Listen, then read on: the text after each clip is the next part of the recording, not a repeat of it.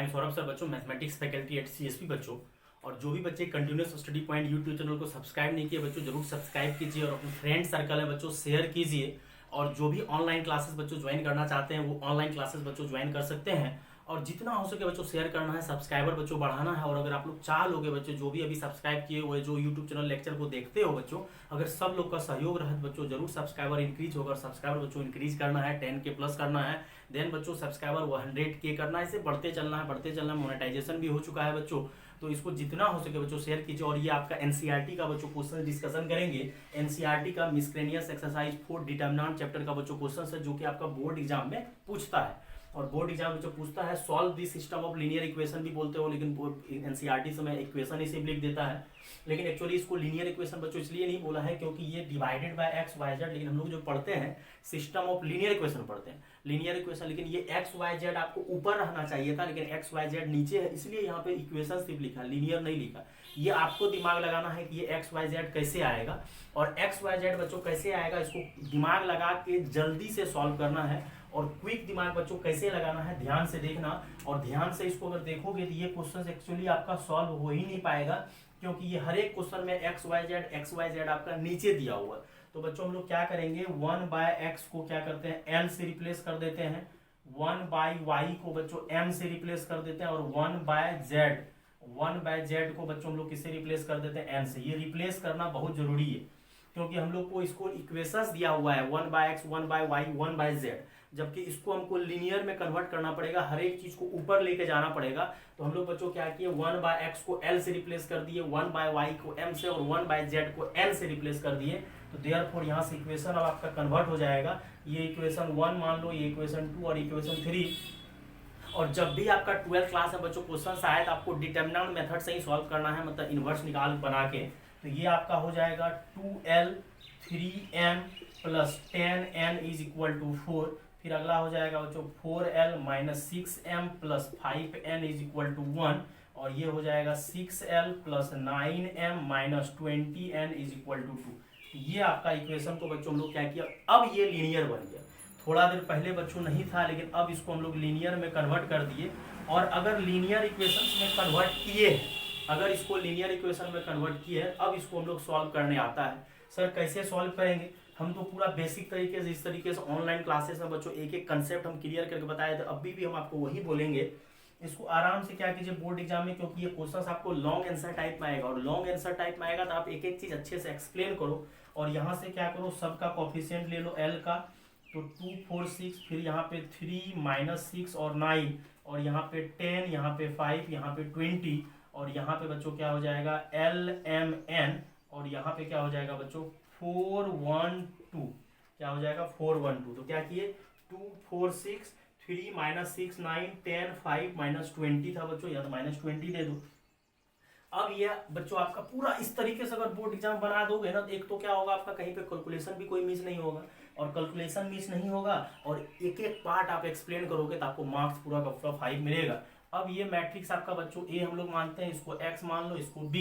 हमको क्या करना है, हमको x चाहिए, x का मतलब ये LMN। तो हम लोग क्या करते हैं, दोनों साइड a इनवर्स से मल्टीप्लाई करते हैं, क्योंकि हमको a को हटाना है। और a को हटाना है तो a इनवर्स इंटू a क्या हो जाएगा, i हो जाएगा। और ये a इनवर्स इंटू बी, तो यहाँ से x बराबर बच्चों आ जाएगा a इनवर्स इंटू बी। और ये a इनवर्स को बच्चों हम लोग क्या लिखते हैं, adjoint divided by determinant a, और इंटू में क्या आ जाएगा b। अब सबसे पहला काम बच्चों हम लोग को क्या है, डिटर्मिनेंट निकालना, क्योंकि a इनवर्स का फॉर्मूला होता है adjoint a divided by determinant a। तो हम लोग को डिटर्मिनेंट चाहिए, तो डिटर्मिनेंट निकालते हैं, क्योंकि सबसे पहला काम है डिटर्मिनेंट, क्योंकि डिटर्मिनेंट पे ही मेन है, क्योंकि नीचे आ गया है। तो डिटर्मिनेंट निकालते हैं, यही सेम चीज। तो यहाँ से बच्चों हो जाएगा 2 4 6 3 6 माइनस 6 आई थिंक दिया हुआ है, 3 माइनस 6 9, यहाँ से देख लो बच्चों, और 10 5 माइनस 20, 10 5 माइनस 20। अब कुछ बच्चा बोलता है सर इसको सॉल्व कर लेते हैं डिटर्मिनेंट। नहीं, डिटर्मिनेंट कभी सॉल्व नहीं करना है, आपको क्या करना है बच्चों, इसका हर एक जो है आपको क्या करना है, कॉमन लेने के लिए जुगाड़ करना है। तो यहाँ से आपको 2 कॉमन आ रहा है, मतलब कॉलम 2 को क्या करो, कॉलम 1 को 2 से डिवाइड करो, और कॉलम 2 को आप 3 से डिवाइड करो, कॉलम 2 को 3 से, और कॉलम 3 को बच्चों किससे डिवाइड करो, 5 से, क्योंकि कॉमन आ रहा है। तो यहाँ से 2, यहाँ से 3, यहाँ से 2 कॉमन आ जाएगा, यहाँ से 3, और अगले वाले से 5। जब आप कॉलम 1 से 2 कॉमन लोगे तो ये हो जाएगा 1 2 3, और यहाँ क्या हो जाएगा 1 माइनस 2 और 3, क्योंकि 3 कॉमन लिए 3, 3 दूना 6, 3 दिया 9 हो जाएगा, और ये 2 और ये 1 और ये -4, तो ये आपका कॉमन हो गया। अब कुछ बच्चा सोच रहा है कि सर हम लोग क्या करते हैं, इसको एक्सपांड कर देते हैं। नहीं, एक्सपांड तो कभी करना ही नहीं है, जब तक जीरो बनाने का कोशिश करना है। तो ध्यान से दिख रहा होगा, ये 3 में से 3 जाएगा 0 और 1 में से 1 जाएगा 0।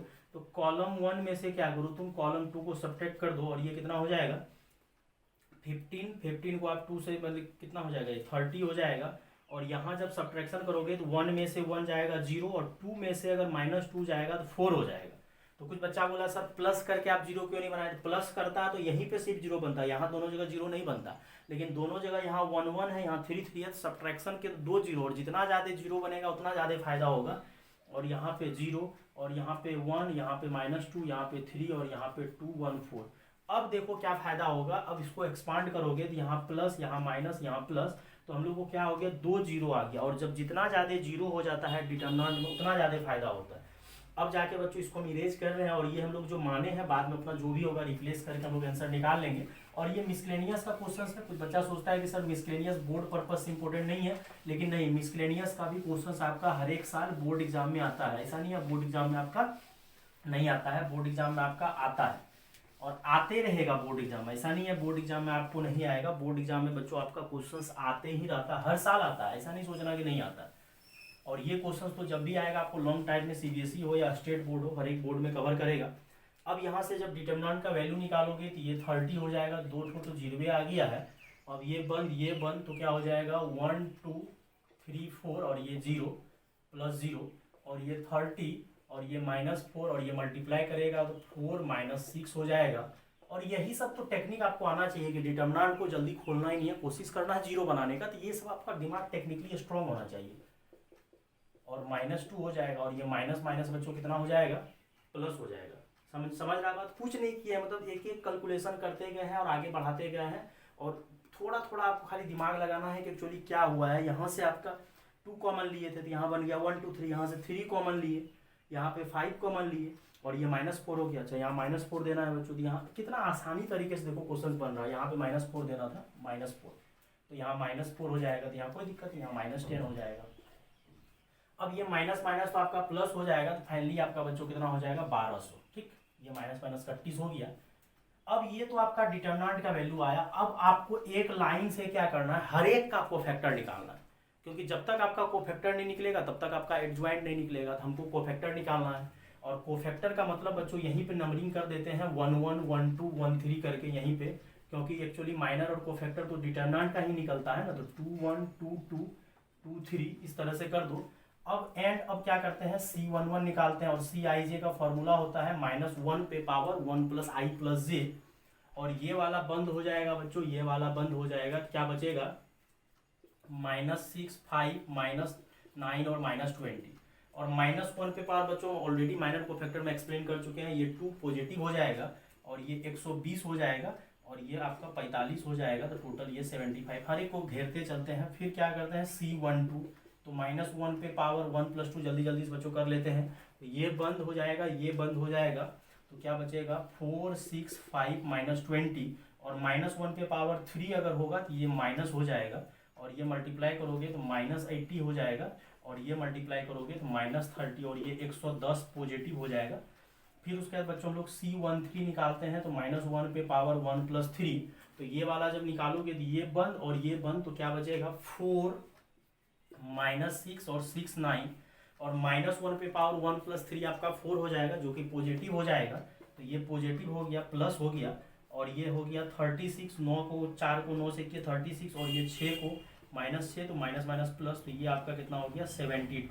देख लेना बच्चों, कैलकुलेशन कहीं मिस्टेक नहीं होना चाहिए, पूरा कचड़ा हो जाएगा। फिर अब C21 निकालते हैं, तो -1 पे पावर 2 + 1, तो ये बंद हो जाएगा, ये बंद हो जाएगा, तो आपका क्या बचेगा 3 10 9 -20, और -1 पे पावर ये 2 + 1 3 हो जाएगा, तो ये 9 माइनस हो जाएगा। तो ऐसे भी याद कर सकते हो, प्लस फिर माइनस आया, फिर प्लस फिर माइनस, तो ये -60 हो जाएगा। इसको मल्टीप्लाई करोगे और ये मल्टीप्लाई करोगे -90, और ये दोनों मिलके बच्चों 150 हो जाएगा। तो माइनस माइनस मिलके क्या हो जाएगा +150। ठीक, अब इसी तरीके से हमको डिटर्मिनेंट आ चुका है C11 C12 C13, इस तरीके से आपको सब एक निकालना पड़ेगा। अब थोड़ा बच्चों जल्दी से निकाल लेते हैं। C21 आ गया, अब C22 निकाल लेते हैं। तो वही बात बोल रहे थे, यहाँ प्लस आएगा, यहाँ आगे इस तरह से यहाँ पे लिखना है तो लिख सकते हो, यहाँ पे प्लस। फिर हम लोग क्या करते हैं C22 तो लिख देते हैं अपने मन से प्लस। थोड़ा जल्दी में बच्चों आप लोग बढ़िया से बोर्ड एग्जाम इस तरीके से बनाना। और ये बंद हो जाएगा, ये बंद हो जाएगा, 2 जाके इससे मल्टीप्लाई होगा -40, इससे मल्टीप्लाई होगा और ये जाके मल्टीप्लाई होगा -60, -100 आ जाएगा। फिर C23 निकालेंगे तो ये माइनस हो जाएगा आगे, तो ये बंद हो जाएगा, ये बंद, 9 जाके 2 से होगा 18 और 6 जाके 3 से होगा 18 होगा, तो ये तो आपका शायद 0 ही आ गया। फिर C31 निकालोगे तो ये पॉजिटिव हो जाएगा, क्योंकि 3 1 4 -1 के पावर अगर 4 दोगे पॉजिटिव, ये बंद हो जाएगा, ये बंद, तो कितना हो जाएगा 15 और ये कितना हो जाएगा +60 हो जाएगा, क्योंकि 10 × 60 माइनस देंगे तो ये आपका 75 हो जाएगा। हर एक चीज़ निकलते जा रहा है। फिर C32 निकालो, और जब तुम C32 निकालोगे तो वो माइनस देना है, क्योंकि 3 2 5 -1 के पावर 5 निगेटिव होगा, तो ये 2 जाके 5 से मल्टीप्लाई होगा 10 और ये कितना होगा -40 हो जाएगा। ये बंद 40 10, तो ये -30 मतलब +30। फिर C33 निकालो, तो C33 अगर आप निकालोगे तो ये बंद, तो ये तो पॉजिटिव होगा, तो ये -12 होगा और ये 4 तिया -12, तो कितना आ जाएगा -24। तो ये आपका हर एक आ गया है, हर एक बहुत अच्छे तरीके से आ गया, हर एक एलिमेंट, हर एक जो है आपका धीरे धीरे सब निकल गया है। अब ये कोफैक्टर निकला, अब हमको एडजॉइंट चाहिए, समझे बच्चों। तो एडजॉइंट चाहिए तो हम लोग क्या करेंगे, एडजॉइंट के लिए हम लोग क्या करते हैं, कोफैक्टर पुट करते हैं, कोरस्पॉन्डिंग कोफैक्टर्स, देन उसका क्या करते हैं ट्रांसपोज, और ट्रांसपोज जो करते हैं उसी को हम लोग एडजॉइंट बोलते हैं। तो एडजॉइंट आपको 2/2 का निकालना बहुत आसान है, लेकिन 3/3 में थोड़ा टाइम लगता है, इसीलिए तो ये लॉन्ग टाइप में आता है। तो आपको इसी तरह से एक्सप्लेन करना है, ये जो किए हैं इस तरीके से नहीं करना है, हर एक को आप इसी तरीके से करो, एक स्टेप छोड़ने से कोई फायदा नहीं होता, एक एक स्टेप करोगे तो अच्छा रहेगा। अब हमको अब एडजॉइंट चाहिए, तो एडजॉइंट का बच्चों कंसेप्ट क्या होता है, हर एक का कोफैक्टर रखना, हर एक का कोफैक्टर रखो 75 110 75 110 72। फिर अगला क्या आया है 150 -100 0, फिर आया है 75 30 -24, ये आपका कोफैक्टर आ गया, मतलब आ गया आराम से। अब यहाँ से बच्चों हम लोग को क्या करना है कि एडजॉइंट आ गया, अब एडजॉइंट को डिटरमिनेंट से भागा देना है, देन b से मल्टीप्लाई करना था हमको। x के पास चलेंगे तो x क्या हो जाता है adjoint a × b divided by determinant a, और एडजॉइंट a बच्चों आपका कितना आया है, और डिटरमिनेंट इधर बगल में कर देते हैं, डिटरमिनेंट कितना आया है 1200, और यहाँ पे एडजॉइंट कितना आया है 75 150 75 110 -130 और 72 0। अच्छा एक चीज़ तो मिस हो गया था, यहाँ ट्रांसपोज भी तो करना होता है, तो अगर आप ट्रांसपोज करोगे तो ट्रांसपोज ऐसा करते हैं, वहाँ पे स्पेस का थोड़ा प्रॉब्लम ही चल रहा है, तो यहीं पे हम ट्रांसपोज भी कर देते हैं। ठीक है बच्चों, ट्रांसपोज कर लो, इसका ट्रांसपोज करोगे, क्योंकि यहाँ ट्रांसपोज या एनसीईआरटी में डैश करता है, तो ये 75 और 110 और 72, फिर 150 -100 और 0, फिर यहाँ 75 30 और -24, और इसको बच्चों मल्टीप्लाई किससे करना था 412 से, क्योंकि आपका दिया हुआ था 412, तो 412 दिया हुआ था, वो b जो था बच्चों अगर आपको याद होगा देख लो पीछे, या एनसीईआरटी का क्वेश्चन देख लो 60 नंबर मिसलेनियस का दिया हुआ है। तो यहाँ से फिर बच्चों क्या हो जाएगा, अब इसको मल्टीप्लाई करेंगे आराम से, और मल्टीप्लाई करना देखना कितना आसान है, कॉमन तो कुछ नहीं आ पाएगा एक्चुअली, क्या करेगा ये 110 आपको लफड़ा करेगा कॉमन लेने में, तो रहने दो। अब ये हॉरिजॉन्टल घेराएगा और ये वर्टिकल, तो 75 को 4 से मल्टीप्लाई करोगे 300, 75 जाके 4 से होगा, 75 दूना 150 150 300, फिर 150 और 75 को 2 से करोगे तो 150। ठीक, फिर अगला जो है बच्चों 110 को करोगे 400 तो 440 हो जाएगा, फिर माइनस कितना हो जाएगा 100 और 30 दूना कितना हो जाएगा 60। फिर अगला थर्ड वाले को करोगे तो 72 को 4 से करोगे तो कितना हो जाएगा 4 दूना 8 हो जाएगा, और 7 चौका 28 28 दो कितना हो जाएगा 30 हो जाएगा, नहीं 7 चौका 28 4 दूना 8 ही था ना, तो 7 चौका 28 से रह जाएगा ये, ठीक ना। फिर अगला 0 हो जाएगा, और 24 दूना कितना हो जाएगा 48। अब सब्ट्रैक्शन कर लो आप आराम से, और 412 जो बच्चों लिखे, कुछ बच्चा अपने मन से नहीं लिखे, वहाँ जो b आपका दिया हुआ था हमको याद है अभी भी, तो ये आपका जो है ये 150 जुड़ेगा 300 300 300 कितना हो जाएगा 600।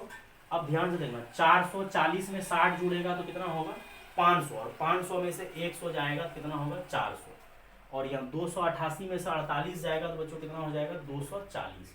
अब क्या करो बच्चों सबसे पहले क्या करो, 120 से डिवाइड करना है ना, तो एक काम और कर सकता है कि ऐसा करे, अच्छा कर ही लो ना डिवाइड। अब यहाँ पे हो जाएगा 1200, फिर 400 को डिवाइड करेंगे 1200 से, या कॉमन भी ले सकते थे, कोई दिक्कत है, डिवाइड नहीं कर दीजिए। तो ये तो 2 बार में कैंसिल हो जाएगा, ये 3 बार में, और 24 पंचे 120 होता है। ये आपका कितना आ गया, 1/2, 1/3 और 1/5। लेकिन ये जो 1/2, 1/3, 1/5 आया है, ये आपका एक्स वाई जेड का वैल्यू नहीं आया, क्योंकि वो जो एक्स वाई जेड था आपका, वो नीचे दिया हुआ था। और अगर वो नीचे दिया हुआ था तो वो लीनियर इक्वेशन नहीं था, वो इक्वेशंस था। हम लोग क्या किए, 1/x को हम लोग एल माने थे, एम माने थे। ये जो एक्चुअली एक्स आया, तो हम लोग एक्स किसको माने थे, एल एम एन माने थे उसको। ये आया है 1/2, 1/3, 1/5। अब l का वैल्यू अगर 1/2 आया है, तो हम लोग l किसको माने थे, 1/x को, तो देयरफॉर यहाँ से x का वैल्यू 2 आ जाएगा। फिर m कितना है, 1/3, और यहाँ पे इसको क्या माने थे, 1/y। तो यहाँ से बच्चों सॉल्व करोगे तो y बराबर क्या हो जाएगा, क्रॉस मल्टीप्लीकेशन कर दो, और n बराबर 1/5, और यहाँ से बच्चों 1/z हो जाएगा 1/5, तो therefore z is equal to 5। तो x का वैल्यू 2, y का वैल्यू 3 और z का वैल्यू बच्चों 5 आए। बड़ा ही लाजवाब क्वेश्चन, और ये बोर्ड एग्जाम में आता है, आप इस पे जरूर फोकस कीजिएगा, इसको अगर प्रैक्टिस भी कर लीजिए। पहले लेक्चर को ढंग से देखिएगा, कुछ बच्चा हड़बड़ा के लेक्चर देखता है, कोई फायदा नहीं है। और चैनल को जरूर शेयर कीजिए, सब्सक्राइब कीजिए। और एडजॉइन है बच्चों, पहले कोफैक्टर देन ट्रांसपोज, यहाँ याद रखिएगा। तो उसका ट्रांसपोज किया यहाँ पे, तो एक स्टेप आपको यहाँ करना था बच्चों। ठीक है बच्चों, थैंक यू।